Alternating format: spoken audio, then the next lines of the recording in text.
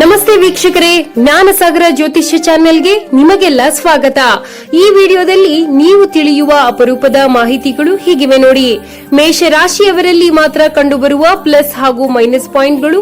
ಮೇಷರಾಶಿಯವರ ಕಷ್ಟಗಳಿಗೆ ಕರ್ನಾಟಕದ ಯಾವ ಕ್ಷೇತ್ರಗಳು ಪರಿಹಾರ ಕ್ಷೇತ್ರಗಳಾಗಿವೆ, ಆ ದೇವಸ್ಥಾನಗಳಲ್ಲಿ ಮೇಷರಾಶಿಯವರು ಯಾವ ಪೂಜೆ ಮಾಡಿಸಬೇಕು ಹಾಗೂ ಯಾವ ಪೂಜೆ ಮಾಡಿಸುವುದರಿಂದ ಯಾವ ಫಲಗಳು ಸಿಗುತ್ತೆ ಎಂಬುದರ ಬಗ್ಗೆ ಈ ವಿಡಿಯೋದಲ್ಲಿ ಮಾಹಿತಿ ನೀಡಿದ್ದೇವೆ. ಯಾವುದೇ ಕಾರಣಕ್ಕೂ ಇವುಗಳಲ್ಲಿ ಒಂದೇ ಒಂದು ಪಾಯಿಂಟ್ ಕೂಡ ಮಿಸ್ ಮಾಡ್ಕೋಬೇಡಿ. ಹಾಗಾದ್ರೆ ತಡ ಯಾಕೆ, ವಿಡಿಯೋ ಸ್ಟಾರ್ಟ್ ಮಾಡೋಣ ಬನ್ನಿ.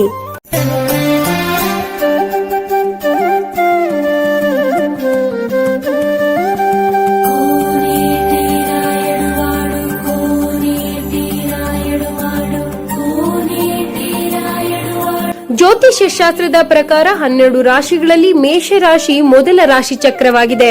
ಇದು ಅತ್ಯಂತ ಶಕ್ತಿಶಾಲಿ ಹಾಗೂ ಕ್ರಿಯಾಶೀಲ ರಾಶಿ ಎಂದೇ ಕರೆಸಿಕೊಳ್ಳುತ್ತೆ. ಈ ರಾಶಿಯ ಅಧಿಪತಿ ನವಗ್ರಹಗಳ ಸೇನಾಧಿಪತಿಯಾದ ಕುಜಗ್ರಹವಾಗಿದೆ. ಅಗ್ನಿ ತತ್ವವನ್ನು ಹೊಂದಿರುವ ಈ ರಾಶಿಯವರು ಬ್ರಹ್ಮಾಂಡದಲ್ಲಿಯೇ ಅತ್ಯಂತ ವಿಶೇಷ ಶಕ್ತಿಗಳನ್ನು ಹೊಂದಿರೋರಾಗಿರ್ತಾರೆ. ಅವರ ಒಳ್ಳೆಯ ಗುಣಗಳು, ಕಣ್ಣಿಗೆ ಕಾಣದ ಶಕ್ತಿಗಳು ಜನರಿಗೆ ನಿಧಾನವಾಗಿ ಅರ್ಥವಾಗುತ್ತೆ. ಈ ರಾಶಿಯವರು ಸದಾ ಮುನ್ನುಗ್ಗುವ ಸ್ವಭಾವದವರು. ಅಗ್ನಿ ತತ್ವದ ರಾಶಿಯಾಗಿರೋದ್ರಿಂದ ಇವರಲ್ಲಿ ಒಂದು ವಿಶಿಷ್ಟವಾದ ತೇಜಸ್ಸು ಮತ್ತು ಶಕ್ತಿ ಇರುತ್ತೆ. ಇವರು ಯಾರ ಕೈ ಕೆಳಗೂ ಕೆಲಸ ಮಾಡಲು ಇಷ್ಟಪಡೋದಿಲ್ಲ. ಯಾವುದೇ ಸಂಸ್ಥೆಯನ್ನು ಮುನ್ನಡೆಸುವ ಅದ್ಭುತ ಸಾಮರ್ಥ್ಯ ಇವರಿಗಿರುತ್ತೆ. ಕಷ್ಟದ ಸಮಯದಲ್ಲಿ ಧೈರ್ಯವಾಗಿ ನಿರ್ಧಾರಗಳನ್ನು ತೆಗೆದುಕೊಳ್ತಾರೆ. ಯಾವುದೇ ಕಾರಣಕ್ಕೂ ಕಷ್ಟಗಳು ಬಂದಾಗ ಕುಗ್ಗೋದಿಲ್ಲ. ಎಂತಹ ಕಠಿಣ ಪರಿಸ್ಥಿತಿಯನ್ನಾದರೂ ಎದುರಿಸಿ ನಿಲ್ಲುವ ಛಲ ಇವರಲ್ಲಿರುತ್ತೆ. ಅವರ ಅಪ್ರತಿಮ ಧೈರ್ಯ ಮತ್ತು ಆತ್ಮವಿಶ್ವಾಸ ಜನರ ಮೆಚ್ಚುಗೆಗೆ ಪಾತ್ರವಾಗುತ್ತೆ.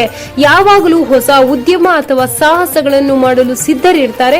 ಬೇರೆಯವರಂತೆ ಮನಸ್ಸಿನಲ್ಲಿ ಒಂದು ಬಾಯಲ್ಲಿ ಒಂದು ಮಾತನಾಡುವವರು ಇವರಲ್ಲ. ಬೆನ್ನಿನ ಹಿಂದೆ ಮಾತನಾಡೋದು ಅಥವಾ ಕುತಂತ್ರ ಮಾಡೋದು ಇವರನ್ನು ಕೆರಳಿಸುತ್ತೆ. ಆ ಕೆಲಸ ಮೇಷರಾಶಿಯವರು ಮಾಡೋದೂ ಇಲ್ಲ. ಯಾರಾದ್ರೂ ಮಾಡಿದರೆ ಸಹಿಸೋದೂ ಇಲ್ಲ. ತಮಗೆ ಸರಿ ಅನಿಸಿದ್ದನ್ನು ಮುಖದ ಮೇಲೆಯೇ ನೇರವಾಗಿ ಹೇಳ್ತಾರೆ.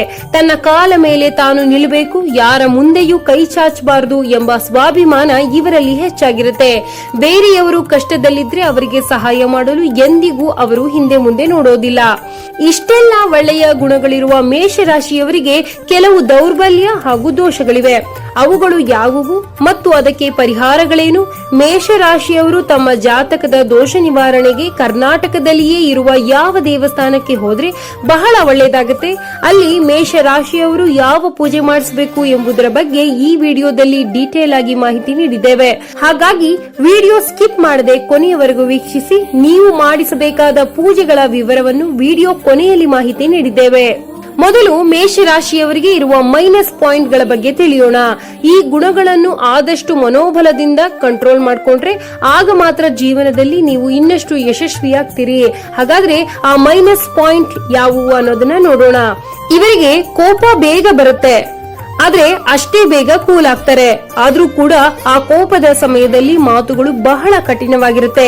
ಮೇಷರಾಶಿಯವರಲ್ಲಿ ತಾಳ್ಮೆ ತೀರ ಕಡಿಮೆ. ಯಾವುದೇ ವಿಷಯದ ಬಗ್ಗೆ ಸರಿಯಾಗಿ ಯೋಚಿಸದೆ ತಕ್ಷಣವೇ ನಿರ್ಧಾರ ತೆಗೆದುಕೊಂಡು ಕಷ್ಟ ಅಥವಾ ನಷ್ಟಕ್ಕೆ ಒಳಗಾಗ್ತಾರೆ.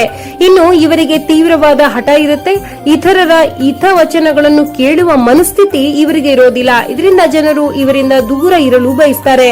ತಾವು ಹೇಳಿದ್ದೇ ಸರಿ ಎನ್ನುವ ಭಾವನೆ ಇವರ ಸಂಬಂಧಗಳಲ್ಲಿ ಬಿರುಕು ಮೂಡಿಸಬಹುದು. ಜೊತೆಗೆ ಏಕಾಗ್ರತೆಯ ಕೊರತೆ ಕೂಡ ಅಪಾರವಾಗಿ ಇದೆ. ಜೀವನದಲ್ಲಿ ಯಶಸ್ಸು ಗಳಿಸಲು ಎಷ್ಟು ಶ್ರಮ ಪಡ್ತಾರೋ ಅಷ್ಟೇ ಪ್ರಮಾಣದಲ್ಲಿ ಗ್ರಹಗತಿಗಳ ಏರುಪೇರಿನಿಂದಾಗಿ ಕೆಲವು ದೋಷಗಳನ್ನು ಎದುರಿಸುತ್ತಾರೆ. ಅಂದ ಹಾಗೆ ಮೇಷರಾಶಿಯವರು ತಮ್ಮ ಜಾತಕ ದೋಷಗಳನ್ನು ನಿವಾರಿಸಿಕೊಳ್ಳಲು ಕರ್ನಾಟಕದ ಯಾವ ಪವಿತ್ರ ಕ್ಷೇತ್ರಗಳಿಗೆ ಭೇಟಿ ನೀಡಬೇಕು, ಅಲ್ಲಿ ಯಾವ ವಿಶೇಷ ಪೂಜೆಗಳನ್ನು ಮಾಡಿಸೋದ್ರಿಂದ ದೋಷ ಪರಿಹಾರವಾಗುತ್ತದೆ ಎಂಬುದರ ಬಗ್ಗೆ ತಿಳಿಯೋಣ ಬನ್ನಿ.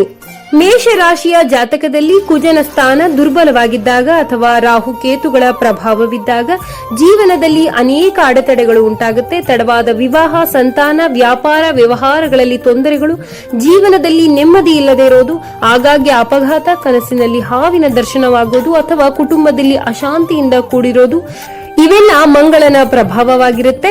ಮಂಗಳ ಅಥವಾ ಕುಜಗ್ರಹದ ಅಧಿಪತಿಯಾದ ಸುಬ್ರಹ್ಮಣ್ಯ ಸ್ವಾಮಿಯ ಆರಾಧನೆಯಿಂದ ಇಂತಹ ಎಲ್ಲಾ ದೋಷಗಳು ನಿವಾರಣೆಯಾಗುತ್ತೆ. ಇದಕ್ಕಾಗಿ ಕರ್ನಾಟಕದಲ್ಲಿರುವ ಈ ಮಹಿಮಾನ್ವಿತವಾದ ದೇವಸ್ಥಾನಗಳಿಗೆ ಭೇಟಿ ನೀಡೋದು ಬಹಳನೇ ಮುಖ್ಯ. ಮೊದಲನೇದಾಗಿ ದಕ್ಷಿಣ ಕನ್ನಡದಲ್ಲಿರುವ ಶ್ರೀ ಸುಬ್ರಹ್ಮಣ್ಯ ಸ್ವಾಮಿ ದೇವಸ್ಥಾನ. ಇದು ಕುಕ್ಕೆ ಸುಬ್ರಹ್ಮಣ್ಯ ಎಂದೇ ಜಗತ್ ಪ್ರಸಿದ್ಧತೆ ಪಡೆದಿದೆ.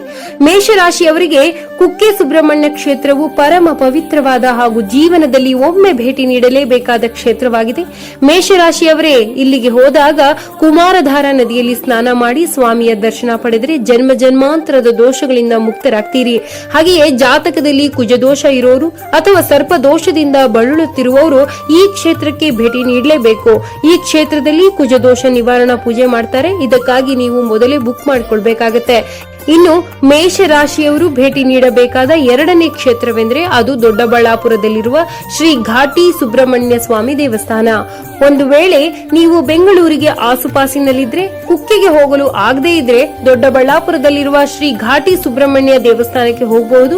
ಈ ಕ್ಷೇತ್ರದಲ್ಲಿ ಶ್ರೀ ಸುಬ್ರಹ್ಮಣ್ಯ ಮತ್ತು ಶ್ರೀ ಲಕ್ಷ್ಮೀ ನರಸಿಂಹ ಸ್ವಾಮಿ ಇಬ್ಬರು ಒಂದೇ ವಿಗ್ರಹದಲ್ಲಿ ನೆಲೆಸಿದ್ದಾರೆ. ಒಂದೇ ಕಡೆ ಸುಬ್ರಹ್ಮಣ್ಯ ಹಾಗೂ ಉಗ್ರ ತತ್ವದ ನರಸಿಂಹ ಸ್ವಾಮಿಯ ದರ್ಶನ ಸಿಗುತ್ತೆ. ಇದರಿಂದ ಸಹಜವಾಗಿಯೇ ಮೇಷರಾಶಿಯವರ ಜಾತಕದಲ್ಲಿರುವ ಉಗ್ರ ದೋಷಗಳು ಮತ್ತು ವಿವಾಹ ವಿಳಂಬದ ಸಮಸ್ಯೆಗಳು ದೂರವಾಗುತ್ತೆ. ಇನ್ನು ನೀವು ಮಂಡ್ಯದ ಆದಿಚುಂಚನಗಿರಿಯ ಶ್ರೀ ಕಾಲಭೈರೇಶ್ವರ ಸ್ವಾಮಿ ದೇವಸ್ಥಾನಕ್ಕೂ ನೀವು ಭೇಟಿ ನೀಡಬಹುದು. ಇದು ಮಂಡ್ಯದಲ್ಲಿರುವ ಅತ್ಯಂತ ಪ್ರಸಿದ್ಧವಾದ ಆಲಯಗಳಲ್ಲಿ ಒಂದಾಗಿದೆ. ಈ ಕ್ಷೇತ್ರಕ್ಕೆ ನೀವು ಭೇಟಿ ನೀಡೋದ್ರಿಂದ ಶತ್ರುಗಳ ಕಾಟ, ದೃಷ್ಟಿ ದೋಷ ಮತ್ತು ಆಕಸ್ಮಿಕ ಅಪಘಾತಗಳ ಭಯ ದೂರವಾಗುತ್ತೆ. ಈ ಆದಿಚುಂಚನಗಿರಿಯ ಶ್ರೀ ಕಾಲಭೈರೇಶ್ವರ ಸ್ವಾಮಿಯು ಗ್ರಹ ದೋಷಗಳನ್ನು ಮತ್ತು ನಕಾರಾತ್ಮಕ ಶಕ್ತಿಗಳನ್ನು ನಾಶಪಡಿಸುವ ಮಹಿಮಾನ್ವಿತವಾದ ಶಕ್ತಿ ಹೊಂದಿದ್ದಾರೆ ಎಂದು ಭಕ್ತರು ನಂಬುತ್ತಾರೆ. ಜೀವನದಲ್ಲಿ ಅತಿಯಾದ ನಷ್ಟ ಅಥವಾ ಮಾನಸಿಕ ಕಿರಿಕಿರಿ ಅನುಭವಿಸುತ್ತಿರುವವರು ಈ ಕ್ಷೇತ್ರಕ್ಕೆ ಭೇಟಿ ನೀಡೋದು ಬಹಳನೇ ಒಳ್ಳೆಯದು. ಇನ್ನು ನೀವು ಕರ್ನಾಟಕದ ಗಡಿಭಾಗ ಆಂಧ್ರಪ್ರದೇಶದ ಕಡೆ ಇದ್ರೆ ಶ್ರೀ ಮಲ್ಲಿಕಾರ್ಜುನ ಸ್ವಾಮಿ ಜ್ಯೋತಿರ್ಲಿಂಗಕ್ಕೆ ಭೇಟಿ ನೀಡಬಹುದು. ಈ ಕ್ಷೇತ್ರವನ್ನು ಶ್ರೀಶೈಲಂ ಎಂದೇ ಕರೆಯಲಾಗುತ್ತೆ. ಈ ಕ್ಷೇತ್ರದ ಸ್ಥಳ ಪುರಾಣದ ಬಗ್ಗೆ ಮಾಹಿತಿ ಬೇಕಾಗಿದ್ರೆ ಕಾಮೆಂಟ್ ಬಾಕ್ಸ್ ನಲ್ಲಿ ಶ್ರೀಶೈಲಂ ಅಂತ ಟೈಪ್ ಮಾಡಿ ಕಳುಹಿಸಿ. ಈ ಕ್ಷೇತ್ರದ ಬಗ್ಗೆ ನಿಮಗೆ ತಿಳಿಯದ ಮಾಹಿತಿ ನಾವು ಕೊಡ್ತೇವೆ. ಇನ್ನು ಕರ್ನಾಟಕಕ್ಕೆ ಅತ್ಯಂತ ಹತ್ತಿರವಿರುವ ದ್ವಾದಶ ಜ್ಯೋತಿರ್ಲಿಂಗಗಳಲ್ಲಿ ಶ್ರೀಶೈಲಂ ಕ್ಷೇತ್ರವು ಒಂದಾಗಿದೆ. ಮೇಷರಾಶಿಯವರ ಪ್ರಧಾನ ಪರಿಹಾರ ಕ್ಷೇತ್ರ ಎಂದೇ ಈ ಕ್ಷೇತ್ರವನ್ನು ಪರಿಗಣಿಸಲಾಗುತ್ತೆ. ಮೇಷರಾಶಿಯ ಮೂಲ ಜ್ಯೋತಿರ್ಲಿಂಗ ಇದಾಗಿದ್ದು, ಇಲ್ಲಿ ಶಿವ ಮತ್ತು ಪಾರ್ವತಿಯನ್ನು ದರ್ಶನ ಮಾಡೋದ್ರಿಂದ ಜಾತಕದಲ್ಲಿರುವ ಸೂರ್ಯ, ಮಂಗಳ ಮತ್ತು ಶನಿಗೆ ಸಂಬಂಧಿಸಿದ ಎಲ್ಲಾ ರೀತಿಯ ದೋಷಗಳು ನಿವಾರಣೆಯಾಗುತ್ತೆ. ಇನ್ನು ಮೇಷರಾಶಿಯವರು ತಮ್ಮ ದೋಷ ನಿವಾರಣೆಗೆ ಈ ಕ್ಷೇತ್ರದಲ್ಲಿ ಮಾಡಿಸಬೇಕಾದ ಪ್ರಮುಖ ಪೂಜೆಗಳು ಯಾವುವು ಎಂದು ತಿಳಿಯುವ ಮುನ್ನ ಆ ಪೂಜೆಗಳನ್ನು ಮಾಡಿಸೋದ್ರಿಂದ ಯಾವ ದೋಷಗಳು ದೂರವಾಗುತ್ತೆ ಎಂಬುದರ ಬಗ್ಗೆ ತಿಳಿಯೋಣ. ಕುಜದೋಷದಿಂದ ಉಂಟಾಗುವ ಮದುವೆಯ ಅಡೆತಡೆಗಳು ದೂರವಾಗಿ ಯೋಗ್ಯವಾದ ಸಂಗಾತಿ ದೊರೆತಾರೆ. ದಾಂಪತ್ಯದಲ್ಲಿ ಪದೇ ಪದೇ ಜಗಳಗಳು ದೂರವಾಗುತ್ತೆ. ಜಾತಕದಲ್ಲಿ ಕಾಳಸರ್ಪ ಮತ್ತು ನಾಗದೋಷ ಇದ್ರೆ ಮುಕ್ತಿ ಹೊಂದಬಹುದು. ಈ ದೋಷ ಇದ್ರೆ ವ್ಯಾಪಾರದಲ್ಲಿ ನಷ್ಟ, ಸಾಲದ ಬಾಧೆ ಉಂಟಾಗುತ್ತೆ. ಈ ಪೂಜೆಗಳಿಂದ ಆರ್ಥಿಕ ಪರಿಸ್ಥಿತಿ ಸುಧಾರಿಸುತ್ತೆ. ಮಂಗಳನಿಂದಾಗಿ ದೀರ್ಘಕಾಲದ ರಕ್ತದೊತ್ತಡ, ಚರ್ಮದ ಕಾಯಿಲೆಗಳು ಮತ್ತು ಶಸ್ತ್ರಚಿಕಿತ್ಸೆಗಳಂತಹ ಗಂಡಾಂತರಗಳು ತಪ್ಪುತ್ತೆ. ಕುಜನ ಅನುಗ್ರಹದಿಂದ ಸ್ವಂತ ಮನೆ ಮತ್ತು ಆಸ್ತಿ ಗಳಿಸುವ ಯೋಗ ಕೂಡಿ ಬರುತ್ತೆ. ಹಾಗಾದ್ರೆ ಯಾವ ದೇವಸ್ಥಾನದಲ್ಲಿ ಯಾವ ಪೂಜೆ ಮಾಡಿಸಬೇಕು ಅನ್ನೋದನ್ನ ನೋಡೋಣ ಬನ್ನಿ. ಮೇಷರಾಶಿಯವರೇ, ನಿಮಗೆ ರಾಹು ಅಥವಾ ಕೇತುಗಳ ದೋಷವಿದ್ರೆ ಕುಕ್ಕೆ ಸುಬ್ರಹ್ಮಣ್ಯ ಅಥವಾ ಘಾಟಿ ಕ್ಷೇತ್ರದಲ್ಲಿ ಸರ್ಪ ಸಂಸ್ಕಾರ ಮತ್ತು ಆಶ್ಲೇಷ ಬಲಿ ಪೂಜೆ ಮಾಡಿಸಬೇಕಾಗುತ್ತೆ. ಈ ಪೂಜೆಯಿಂದ ಸಂತಾನಹೀನತೆ ಮತ್ತು ಉದ್ಯೋಗದ ಸಮಸ್ಯೆಗಳು ನಿವಾರಣೆಯಾಗುತ್ತೆ. ಜಾತಕದಲ್ಲಿ 1, 4, 7, 8 ಅಥವಾ 12ನೇ ಮನೆಯಲ್ಲಿ ಕುಜಗ್ರಹವಿದ್ದು ವಿವಾಹ ವಿಳಂಬವಾಗ್ತಿದ್ರೆ ಮಂಗಳ ಗ್ರಹಕ್ಕೆ ಕೆಂಪು ವಸ್ತ್ರ, ಕೆಂಪು ಕಡಲೆಯನ್ನು ಅರ್ಪಿಸಿ ಕುಜದೋಷ ಶಾಂತಿ ಪೂಜೆ ಮಾಡಿಸಿ. ನೀವು ಆದಿಚುಂಚನಗಿರಿಯ ಕಾಲಭೈರವನ ಕ್ಷೇತ್ರಕ್ಕೆ ಭೇಟಿ ನೀಡಿದ್ರೆ ಅಲ್ಲಿ ಕಾಲಭೈರವ ಹೋಮ ಮತ್ತು ತೈಲಾಭಿಷೇಕ ಮಾಡಿಸಿ. ವಿಶೇಷವಾಗಿ ಭಾನುವಾರ ಅಥವಾ ಅಮಾವಾಸ್ಯೆಯ ದಿನ ತೈಲಾಭಿಷೇಕ ಮಾಡಿಸಿ ಕಾಲಭೈರವ ಹೋಮ ಮಾಡಿಸೋದ್ರಿಂದ ಶತ್ರುಗಳು ನಾಶವಾಗಿ ಕೋರ್ಟ್ ಕಚೇರಿ ವ್ಯಾಪಾರಗಳಲ್ಲಿ ಜಯ ಸಿಗುತ್ತೆ. ಶ್ರೀಶೈಲಂ ಅಥವಾ ಯಾವುದೇ ಪ್ರಸಿದ್ಧ ಶಿವಕ್ಷೇತ್ರದಲ್ಲಿ ಸೋಮವಾರದ ದಿನ ರುದ್ರಾಭಿಷೇಕ ಮಾಡಿಸೋದ್ರಿಂದ ಮೇಷರಾಶಿಯವರ ಅತಿಯಾದ ಕೋಪ ನಿಯಂತ್ರಣಕ್ಕೆ ಬರುತ್ತೆ. ನೋಡಿದ್ರಲ್ಲ ಸ್ನೇಹಿತರೆ, ಮೇಷರಾಶಿಯವರು ಜೀವನದಲ್ಲಿ ತಾವು ಎದುರಿಸುತ್ತಿರುವ ಕಷ್ಟಗಳಿಂದ ಪಾರಾಗಲು ಕರ್ನಾಟಕದ ಯಾವ ಕ್ಷೇತ್ರಕ್ಕೆ ಹೋಗಿ ಯಾವ ಪೂಜೆಗಳನ್ನು ಮಾಡಿಸಬೇಕು ಅಂತ. ನಿಮಗೆ ಯಾವ ರಾಶಿಯ ಪರಿಹಾರ ಕ್ಷೇತ್ರದ ಬಗ್ಗೆ ಮಾಹಿತಿ ಬೇಕು ಅನ್ನೋದನ್ನ ನಮಗೆ ತಿಳಿಸಿ. ಮುಂದಿನ ವಿಡಿಯೋದಲ್ಲಿ ಮತ್ತೊಂದು ಆಸಕ್ತಿದಾಯಕ ಮಾಹಿತಿಯ ಜೊತೆ ಮತ್ತೆ ನಿಮ್ಮ ಮುಂದೆ ಬರ್ತೀವಿ. ವಿಡಿಯೋ ನೋಡಿದ್ದಕ್ಕೆ ಧನ್ಯವಾದಗಳು. ದಯವಿಟ್ಟು ಹೆಚ್ಚಿನ ವಿಡಿಯೋಗಳನ್ನು ನೋಡಲು ಸಬ್ಸ್ಕ್ರೈಬ್, ಲೈಕ್, ಕಾಮೆಂಟ್ ಮಾಡಿ. ಮತ್ತು ನಿಮಗೆ ಇಂತಹ ವಿಡಿಯೋ ಇಷ್ಟವಾದರೆ ದಯವಿಟ್ಟು ನಿಮ್ಮ ಫ್ಯಾಮಿಲಿ ಮತ್ತು ಫ್ರೆಂಡ್ಸ್ ಜೊತೆ ಹಂಚಿಕೊಳ್ಳಿ. ಧನ್ಯವಾದಗಳು.